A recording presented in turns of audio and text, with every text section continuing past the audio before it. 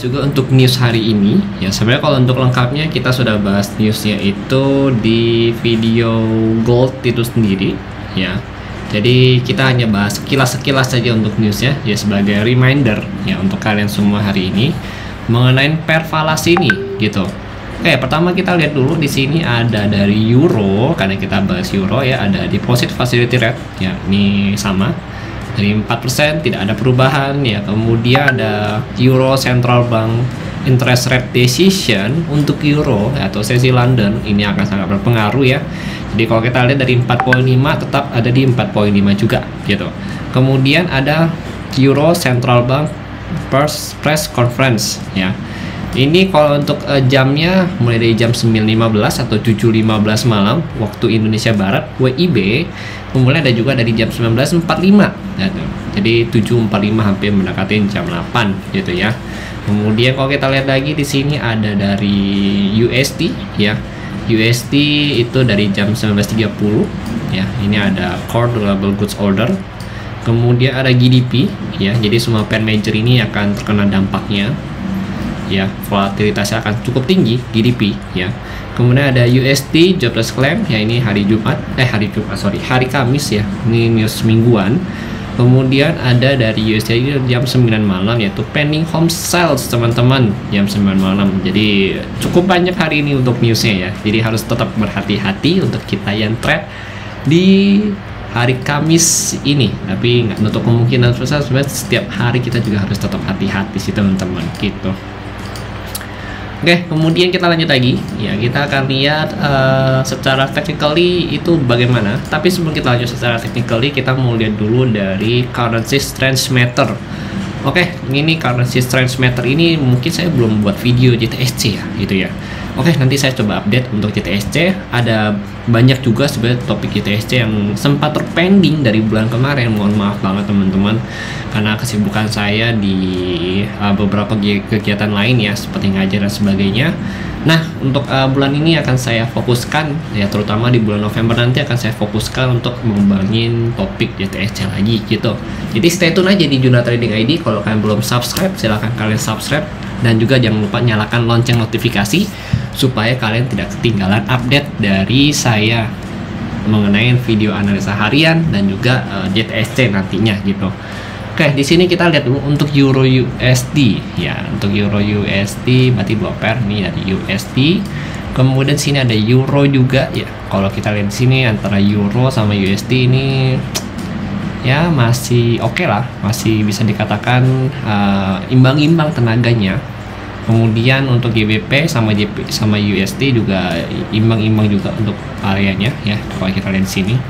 Oke, jadi ya nggak berbeda jauh dari mereka orang, cuma memang karena mereka itu major pair, jadi untuk Euro GBP itu masih terpengaruh oleh pergerakan dari si USD ini sendiri gitu. Jadi artinya kalau USD ini menguat ya, Euro sama GBP ini akan melemah gitu, karena mereka memiliki tingkat korelasi yang negatif gitu, atau negatif correlation gitu untuk Euro USD sama GBP USD gitu. Kebalikannya nanti kalau misalkan USD nya melemah ya, USD melemah, otomatis Euro sama GBP ini akan menguat gitu. Jadi grafiknya akan naik gitu teman-teman, kurang lebih. Itu adalah korelasi dari pair falas atau pair forex. Ini juga berlaku untuk gold sendiri, tapi kan gold ini nggak ada di sini ya, ini karena ini currency gitu, gold itu kan komoditi gitu. Oke. Oke, kita lanjut. Sekarang kita mau cek and recheck dulu untuk grafiknya. Kalau dari DXY itu dia masih bertahan dengan kuat ya. Jadi DXY ini masih mempertahankan area kekuasaannya yaitu di 105.6 ya, ini daerah kekuasaan DXY atau dari Amerika itu sendiri USD, dengan area resisten saat ini di 106.55 sampai 106.75 teman-teman. Jadi kalau kita lihat nanti USD ini karena malam ini jam 7.30 yaitu ada news GDP. Kalau memang betul hasilnya memang bagus untuk si GDP ini sendiri ya, maka ya bisa dikatakan USD ini bisa menguat kembali ya, seperti saya katakan ke 107.3 sampai 107.9 ya. Sorry, bukan 19 ya. sampai puncak tertingginya itu ada di level harga kurang lebih 107.8 ya sampai 107.9 gitu teman-teman. Ini adalah area tertinggi dari kenaikan USD malam hari ini, worst case-nya begitu. Ya artinya Euro USD ini akan ya cukup terpuruk ya, apalagi kalau kita lihat dari GBP USD gitu. Oke, kalau kita lihat untuk Euro USD ini sudah break trend line ya, jadi dia sudah tidak uptrend lagi kategorinya. Ya, ini kita lihat di 1 jam ya, ini dia baru break trend line. Jadi kalau kita perhatikan teman-teman, ini trend line-nya dia ya sudah di break, dia sempat beberapa kali sideways ya di area support ini, kemudian dia sudah break dan ini potensi menunjukkan penurunan ke bawah. Penurunan ke bawah terdekatnya itu kalau kita lihat dari SNR ya, terdekat di 1 jam ya, 1 jam nih itu ada di level harga 1.0555 atau kita sebutnya triple 5 ya di sini. Ini adalah area support terdekat dari Euro USD. Nah, kalau untuk area demand yang memang cukup kuat yang kita ambil di 4 hours ya, ini demand 4 hours ya dia itu ada di level harga kurang lebih di 520 sampai 542 teman-teman. Ya ini adalah next support dari si Euro USD gitu, karena ini 4 jamnya benar-benar bearish ya, dan ini juga ditandain sama dia dari penurunan yang ada di sini ya, ini benar-benar turun kok kita perhatikan gitu. Oke, jadi itu. Jadi kalau untuk Euro USD masih potensi untuk turun ke harga 520, 542 dan worst case-nya masih bisa ke 463, 490 gitu. Oke, itu untuk Euro USD. Sekarang coba kita cek lagi dari pivot level ya. Jadi untuk pivot level, harga pivotnya atau area pivotnya itu ada di sini. Kurang lebih di 586 ya sampai 571, artinya kita trade di bawah pivot level ya untuk si Euro USD ini, masih tekanan seller ya. Nah ini S1 nya itu ada di level harga kurang lebih, kalau kita lihat di sini S1, kita sama S1 aja ya kalau gitu ya. Nah S1 nya itu ada di 552 gitu untuk S1 nya. S2 nya itu kurang lebih di harga 538, S3 di 511 ya di sini 511. Jadi ada 3 area support yang perlu kita perhatikan untuk hari ini. Ini yang pertama, ini yang kedua, yang ketiga gitu teman-teman. Ini area-areanya bisa kita manfaatin untuk scalping buy, terutama di S2 sih saran saya gitu. S2 ini perlu kita perhatiin.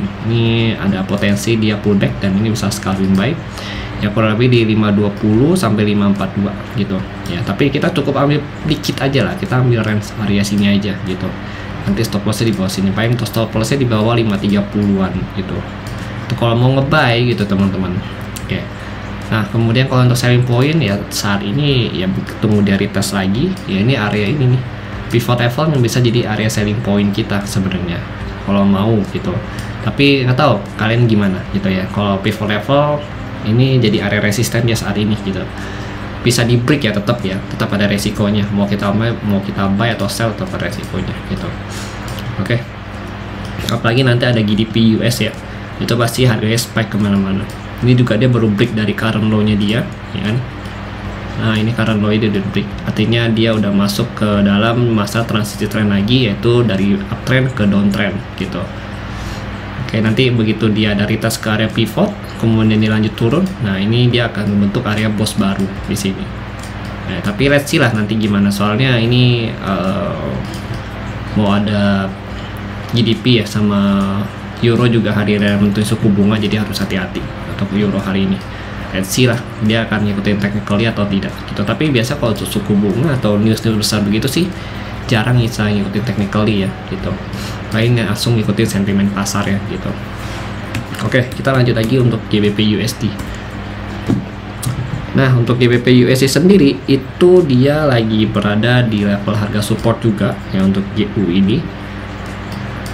Nah, GU ini supportnya cukup tebal sebenarnya, itu sekitaran di harga 2014 sampai 2083 ya, ini support GU nya.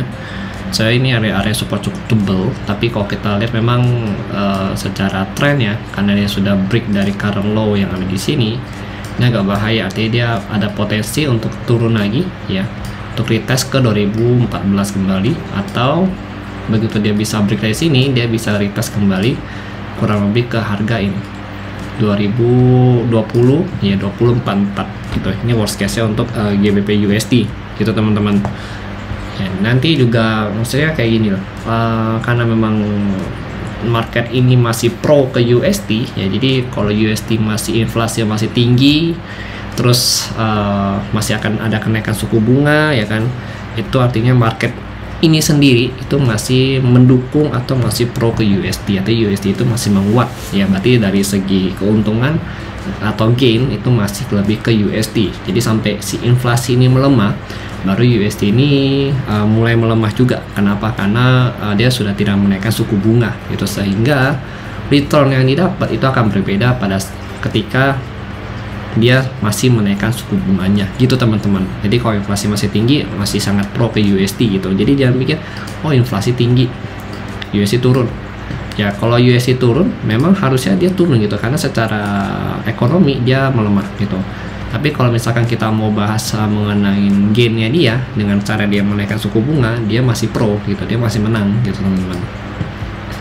Technically kalau misalkan untuk area support ini masih jadi area buy zone saya ya, tapi saya masih belum akan masuk buy dulu untuk GBP USD hari ini ataupun Euro USD, karena ataupun sell ya, saya belum akan masuk dulu ke trade yang ini karena dia masih ada laporan mengenai suku bunga dan juga Euro Central Bank. Saya takutnya biasanya suka ngaruh juga ke GBP ya, ke pound sterling, soalnya kan mereka masih sama-sama daerah London atau daerah Eurozone ya itu teman-teman. Jadi saya masih wait and see ya, untuk area ini saya akan ambil kalau misalkan dia sudah benar-benar ada rejection kuat ya dari zona ini, baru kita akan coba ambil. Tapi kalau belum ada, untuk saat ini saya masih wait and see dulu gitu teman-teman. Ini kalau GBP sih sebenarnya lebih clear movement ya. Artinya di sini kalau kita perhatikan secara daily ya, di sini untuk daily-nya dia tuh masih charge atau masih masuk masa transisi trend. Nah, ini udah di support daily-nya dia. Ya, support daily inilah yang akan dimanfaatkan apakah dia akan break atau enggak. Tapi kalau misalkan dia berhasil break dari support daily dia, maka next target dia terdalamnya itu ada di 19.031 ya, sampai 19.043. Tapi kalau misalkan hari ini atau minggu ini dia belum bisa break dari sini, berarti dia masih akan coba retest lagi ke atas dengan target harga di 2122, 2130 sampai ke 22 berapa ini? Sorry. 2211 sampai 2225 gitu teman-teman. Jadi ini penentuan ya. Oke. Jadi gitu kalau dari saya masih wait and see dulu untuk GBP USD sama Euro untuk hari ini. Paling saya hanya nanti main di minor pair lah ya gitu, sama paling nanti gold tadi dikit-dikit gitu. Gold itu kan sudah saya briefing juga kepada kalian untuk pagi hari ini, jadi silahkan ditonton. Jadi mungkin sekian dari saya ya, karena kita masih menunggu news ya. Ini sebenarnya area yang bagus gitu untuk ambil buy, tapi saya akan nunggu news dulu, rejection, baru kita coba masuk untuk area ini gitu teman-teman. Oke, terima kasih. Itu dulu dari saya dan sampai jumpa pada video berikutnya.